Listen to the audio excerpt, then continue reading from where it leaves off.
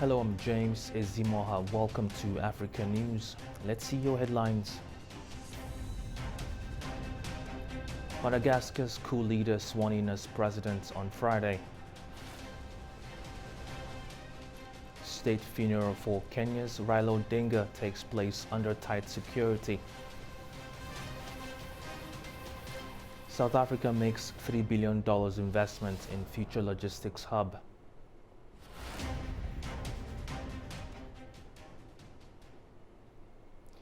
Madagascar's new military leader, Colonel Michael Randrianirina, has been sworn in as president following a dramatic coup that ousted Andry Rajoelina. The takeover has drawn sharp criticisms from the African Union and the United Nations, raising fears of renewed instability on the island nation. Madagascar's coup leader, Colonel Michael Randrianirina, was sworn in as president on Friday. His inauguration taking place just days after the military took control of the island nation in the wake of youth-led protests that forced out his predecessor. Le jour d'aujourd'hui marque un tournant historique. Today marks a historic turning point for our country. With a people in turmoil, driven by the desire for change and a deep love for their homeland, we joyfully open a new chapter in our national life. Avec allégresse un nouveau chapitre de la vie nationale. Former leader Andry Rajoelina, who was impeached by lawmakers after fleeing abroad, refuses to step down while in exile. Both the African Union and the United Nations Secretary-General Antonio Guterres have condemned the coup. However, the High Constitutional Court ratified the army's takeover within hours of it happening. Randrianirina has said that a committee led by the military will rule for up to 2 years alongside a transitional government before organizing new elections. Frank Lekaba, a senior lecturer at Wits University in Johannesburg, said the military's involvement in the transition of power has complicated the situation, giving it, quote, the hallmarks of a coup.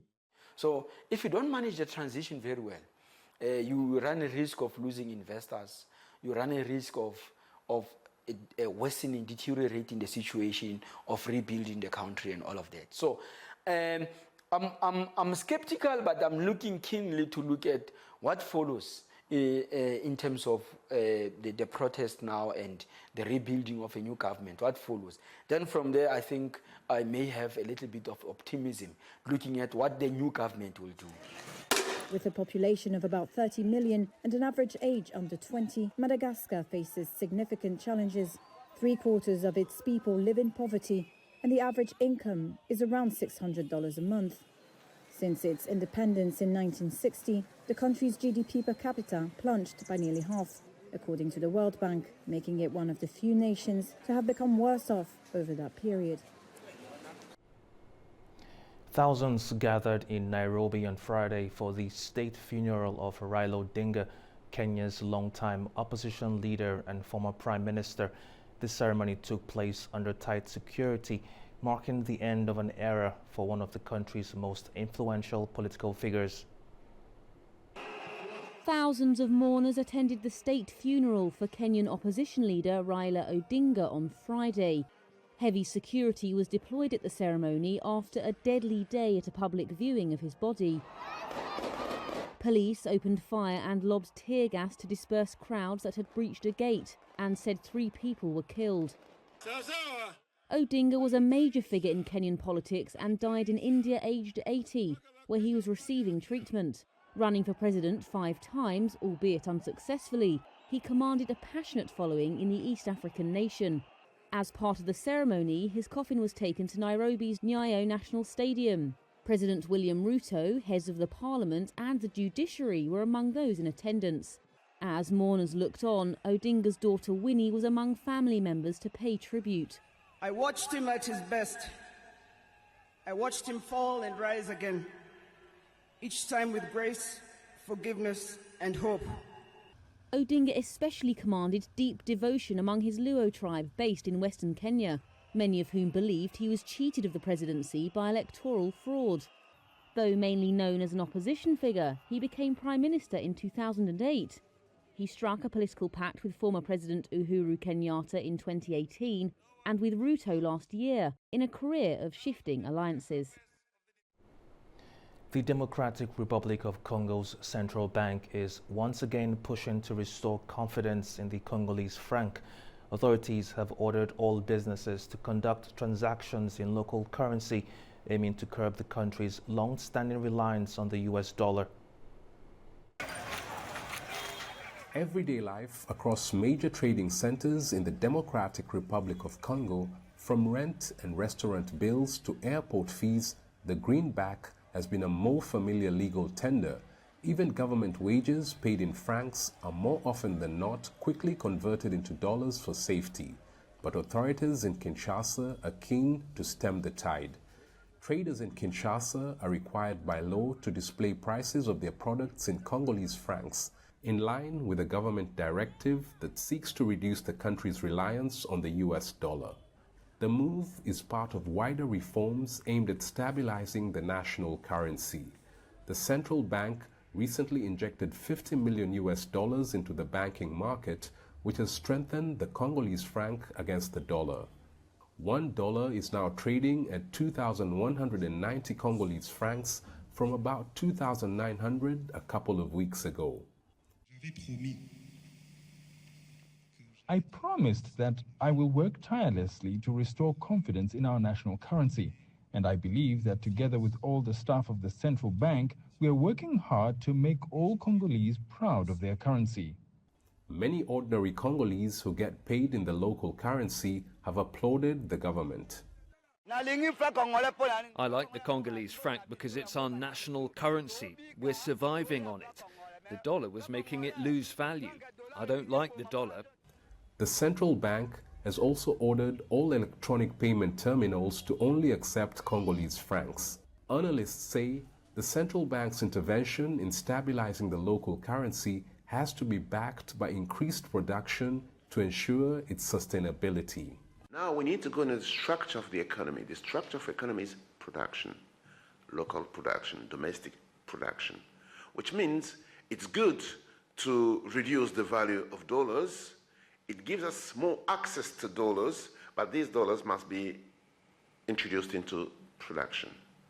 There is no way, if we don't create jobs, if we don't create employment, if we don't create companies, if we don't produce locally, there's no way we can have a strong currency. The use of dollars in the DRC was introduced in 1994 by former President Mobutu Sese Seko due to rising inflation and the collapse of the economy. Many locals hope their currency will continue appreciating against the dollar, leading to a drop in prices of essential goods imported from abroad. South Africa is investing heavily in Transport Future with a $3 billion logistics hub designed to ease pressure on the country's struggling freight network. The new port of Gauteng could become Africa's largest inland port and a major turning point for trade and infrastructure. South Africa's logistics network from rail to ports is under strain. Years of corruption and mismanagement at state-run Transnet have choked efficiency, while theft and vandalism have crippled the movement of goods between cities and harbors. The new port of Gauteng aims to turn that around. We want to turn it into a container terminal, a car terminal, warehousing, truck stops, and everything logistics, cold storage and all that. And with all the solar, all the roofs we're going to have, we also want to put a few data centers in here to harness all the solar energy we're going to generate from the roofs. Situated on Johannesburg's eastern edge, the inland hub will connect directly to the N3 corridor, the country's busiest freight route, linking the city with the port of Durban. We actually have to look at optimizing road freight as well as the rail. And the PBS approach, which allows these high-capacity vehicles, is one way of reducing the number of trucks on the road, especially, for example, this N3 corridor, making the trucks safer, reducing transport costs, reducing emissions. The project's $3 billion price tag also signals its strategic value, not only for South Africa, but for international partners like China. With the country's manufacturing base shrinking, more imports, especially from Asia, are arriving through Durban than ever before. Those cars needs to be loaded off somewhere in Gauteng, either by truck or train, and be stored till they go to the dealerships. We think where we're standing now is the perfect place for a car terminal to bring in all the Chinese cars, either from Gqeberha or from Durban. But experts say South Africa's logistics revival will depend on fixing Durban itself, now ranked the world's worst performing port. That's a key part of many of the ports around the world that actually operate very efficiently. They don't take the container off the ship and then put it into a stack in the port itself. That box is moved somewhere else where there's more space, where there's access either via rail or by truck far easier than what we currently have, for example, at the Port of Durban. And those containers then can move in and out. And there's a continuous run of containers. South Africa's decision to open its energy grid to private players has stabilized power supply. Energy reforms have shown what's possible when government opens the door to private players. If the same bold approach reaches logistics, it could unlock billions in trade and finally turn South Africa's weakest link into its greatest economic advantage. As the world marks World Food Day, South Africa faces a sobering reality. Millions are struggling to put food on the table. Rising costs and persistent inequality are worsening the hunger crisis, with the country's poorest bearing the brunt. The Bapumelele orphanage in Cape Town's Khayelitsha township has become a lifeline for children who have been abandoned, abused, or living with HIV and other chronic illnesses. The cost of running the home and providing nutritious meals has, however, shot up substantially, making it difficult to provide for the most vulnerable. Before COVID, the prices of the food were affordable. It was easy to buy food and with the little income that we have.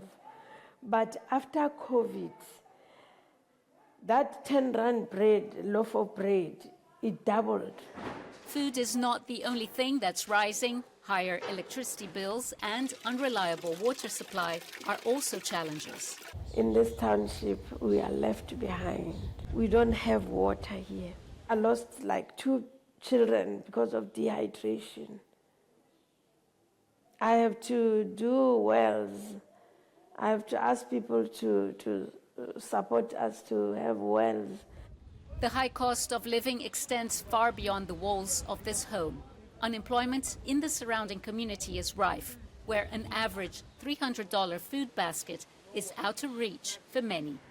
A scenario all too familiar across South Africa, where millions live below the poverty line and on social grants. We are really struggling to make ends meet. Sometimes some people do not have jobs to buy that food, even when you are able to buy it, but you just cannot get enough. You can't get all the necessities that you need. I have 3 kids. It is really hard. To fight against rising hunger, the orphanage bakes its own bread and provides meals for those who battle to make ends meet. The depression that has set in because people either cannot get a job, they cannot afford sufficient and nutritious food, which has its own impacts. We have also seen, therefore, the rise of other social factors and social impacts that are connected to economic ones, such as an increase in crime, such as a lowering output of our educational outcome. Despite tough times, there is still hope. The orphanage runs programs to teach youngsters vital skills to fend for themselves. We teach them how to do the gardening there so that we can produce food on our own, because food is expensive. So we're trying to partner with Harvest of Hope, other NGOs, cooperatives, which work to make sure that we can curb this poverty. For many here, the right to food and to live with dignity remains out of reach. South Africa's struggle is a reminder that hunger is not inevitable. It is a measure of inequality. Well, that's all we have today in Africa News. Thank you for watching and stay tuned to A News.